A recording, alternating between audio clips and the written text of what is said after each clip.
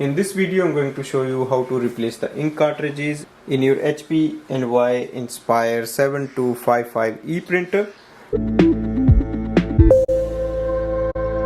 So first thing is to switch on the printer, so press the power button and now open the front door as like this.